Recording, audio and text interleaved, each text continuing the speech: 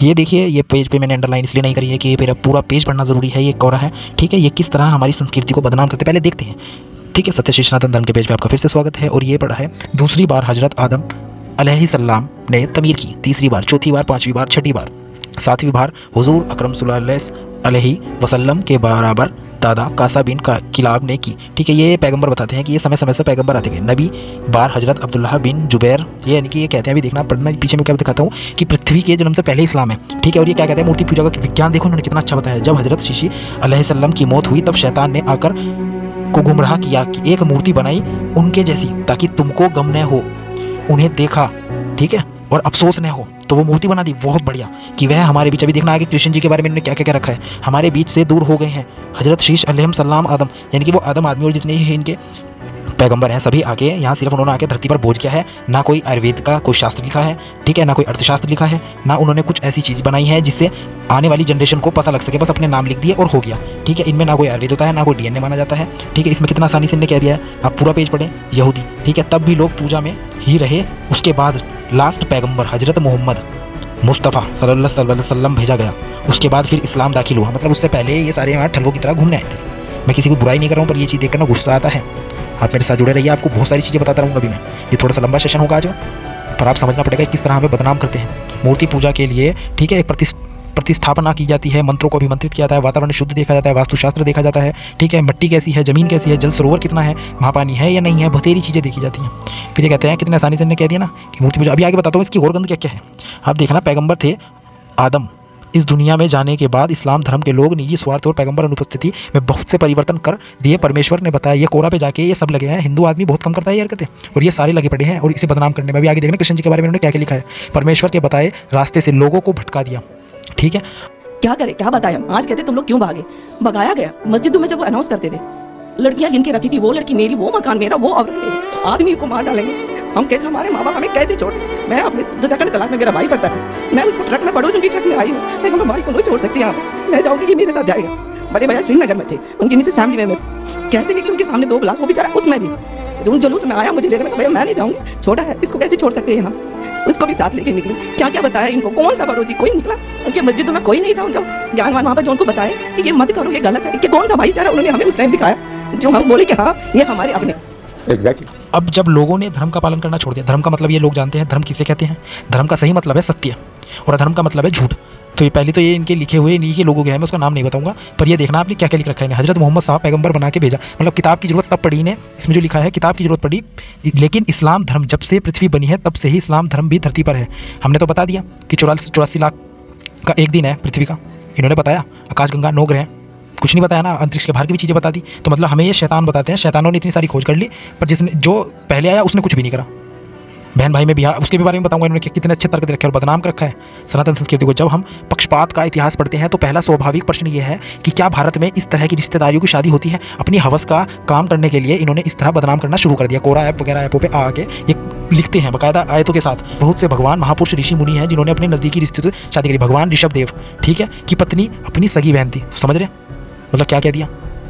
अभी आगे बताता हूँ मैं। ये देखो, अयोध्या के राजा नाभिराज के पुत्र ऋषभ अपने पिता की मृत्यु के बाद राजसिंह सिंहासन पर बैठे और युवा होने पर कच्छ और महाकच्छ यानी कि 2 बहनों की यशस्वी नंदा और सुनंदा से ऋषभ नाथ का विवाह हुआ। नाथ, ठीक है, नंदा की ने भरत को जन्म दिया। ये नंदा, ठीक है, जैसे चक्रवर्ती सम्राट बना, ठीक है, उसी से हमारा देश। उनकी सगी बहनें नहीं थी इनकी, और इसने क्या लिख रखा है, अपनी सगी बहनों से, ठीक है। ये देख रहे हो क्या क्या क्या करते हैं कोरा पे आके। हाँ, अगर तुम्हें करना है हवस तो तुम करते रहो जो तुम्हें करना है, दूसरों को क्यों प्रेरित करते हो गलत चीज़ों के लिए। डीएनए का मतलब पता है डीएनए क्या है।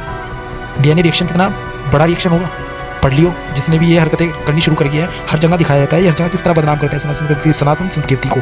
भगवान महावीर की शादी उनके मामा की बेटी से हुई, ये बात को कोई तुक है। महात्मा बुद्ध, महाभारत के कृष्ण ने अपनी फेरी बहन मित्राविंदा और भद्रा से शादी करी। भगवान कृष्ण की 16,000 पत्नियां और बहन बता रखा। आप समझो ये किस तरह करते हैं। अभिमन्यु ने बलराम की पुत्री से विवाह किया जो उसकी चचेरी बहन थी। अभी आगे सब देखना। कृष्ण के पुत्र प्रद्युमन का मतलब पता है ना, कामदेव ने जन्म लिया था, और वो भी किसका वध करने के लिए, किसी का वध करने के लिए जन्म लिया गया था। उनकी आवश्यकता थी उस युद्ध में, जिसका उसका पालन पोषण, यानी कि ये जन्मों से बंधे हुए आते हैं। इसकी माता के समान थी, उससे विवाह किया। मतलब समझ रहे, कृष्ण के पुत्र प्रद्युमन ने माया, जिस मतलब कुछ भी जोड़ रखा। नकुल की दूसरी पत्नी केरुणु मती रिश्ते में उनकी नानी भी लगती थी, मतलब नानी के, मतलब देख रहे हैं आप क्या कर रखा है इनने।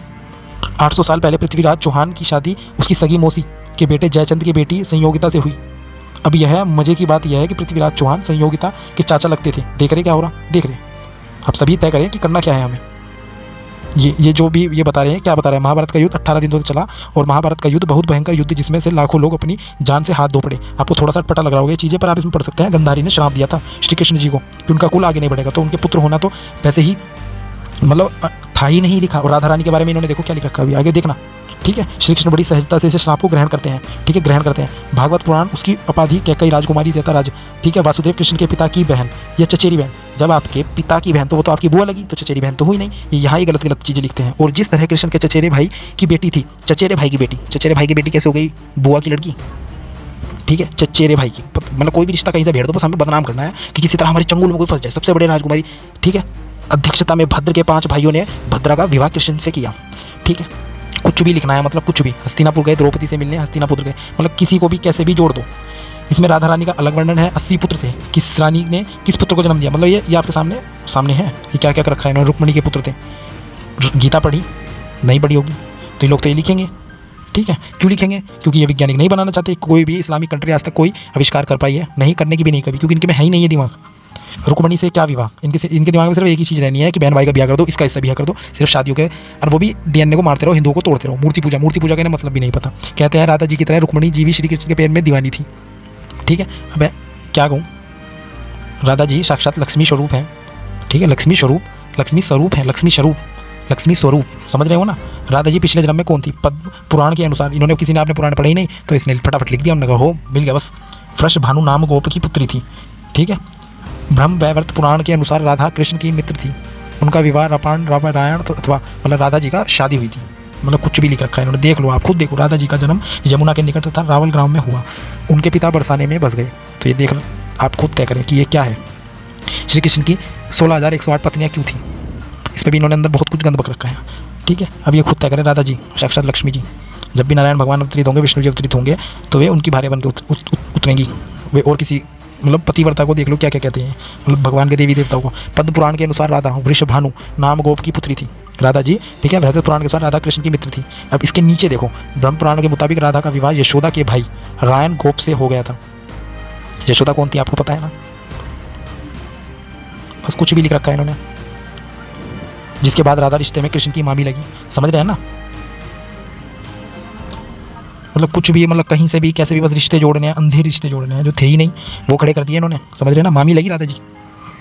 उनका जन्म कहाँ हुआ, फिर क्यों आई, उनकी परछाई थी। ठीक है, वे किस श्राप के कारण धरती पर अवतरित हुई थी, कुछ नहीं पता, बस श्राप दिया था। मैं आपको बताता हूँ, श्राप दिया था। देवी राधा और देवी लक्ष्मी का अवतार बताया गया है। सुदामा और सीदामा श्री कृष्ण के गोलोक के साथ ही कहा गया है। लेकिन भागवत पुराण में श्री कृष्ण देवी राधा का अवतार की जो कथा है वह अद्भुत है। मतलब बदनाम करने की हद होती है। आप देखिए खुद किस तरह ये बदनाम करते हैं सनातन संस्कृति को, कि उनकी मामी थी, अपनी मामी के साथ उनके रिश्ते थे। मतलब समझ रहे हैं ना आपकी क्या है ये राधा जी। क्या कहना, इनके संबंध में कुछ कहने के लिए बचा ही नहीं। रुक्मणी के साथ हुआ था, सबको पता है उनका। फिर भी इन्होंने इतना बदनाम करने के लिए किस तरह मॉडिफाई करा। वे राधा जी अलग थी जो ब्रह्म पुराण में है। राधा और जैसे राम जी का परशुराम नाम था, राम जी का नाम राम जी के वंश से वंश था, तो जरूरी नहीं है एक ही नाम के कई लोग थे, पर जोड़ना है इन्हें दिखाना है किसी तरह कि हम सही हैं बस, है ना, हम सही हैं। ऐसा नहीं हो सकता ना। 36 साल बाद सच हो गया। यादव शराब पी रहे थे और जीवन का आनंद ले रहे थे। खुद देख लो आप, महाभारत युद्ध के बाद गंधारी ने कृष्ण को श्राप दिया। अगर आप इन जगह जाकर रिपोर्ट नहीं करेंगे तो ये इसी तरह बर्बाद करते रहेंगे। शराब पी रहे थे, शराब, समझ रहे ना, शराब पी रहे थे। मतलब कुछ भी अब देखना इसमें कृष्ण जी के बारे में अनुमान ही लगा रखे और कुछ नहीं तो अनुमान ही लगा दिया। उन्होंने कहा अच्छा ऐसे नहीं तो ऐसे बदनाम करेंगे। फिर ये कहते हैं हम अच्छे हैं। प्रद्युम्न का मतलब आप देखो ना, कामदेव या प्रेम के देवता है कृष्ण। भगवान कृष्ण रुक्मणी का बेटा होता है। ठीक है, उधर शराब और खत्म करने की बात हुई और इधर ये देखिए क्या क्या लिखते हैं। प्रद्युम्न की पहली पत्नी मायावती थी जो कामदेव की पत्नी अवतार थी। पहले प्रद्युम्न ने उत्पत्ति की लेकिन समझाने पर उन्होंने आपत्ति करी, लेकिन समझाने पर उन्होंने महसूस किया कि वास्तव में उनकी शाश्वत पत्नी थी। उन्होंने अपने मामा रुक्मी की पुत्र रुक्मावती से भी विवाह किया। खुद देख लो आप कि क्या क्या है, कि मतलब कभी सरस्वती माता के लिए, कभी किसके लिए, ये सब ऐसे ही करते हैं। उसी समय शंबरासुर नामक एक बलवान दैत्य हुआ। उसने रति को अपने घर में रख लिया और वह शंभासुर के अधीन रहकर अत्यंत दुखी रहती थी। कालांतर में रुक्मणी जी ने गर्भ से प्रद्युम्न का जन्म हुआ। तो मतलब कुछ भी, कहीं भी, कैसे भी, बस बदनाम करना है। ठीक है, और इसमें देखना क्या लिख रखा है, पति के मरने पर दुर्योधन और रावण की पत्नी ने किया हैरान करने वाला काम। मतलब हिंदू धर्म के दुर्योधन और रावण की पत्नी का तो कोई मतलब ही नहीं बैठता, ठीक है।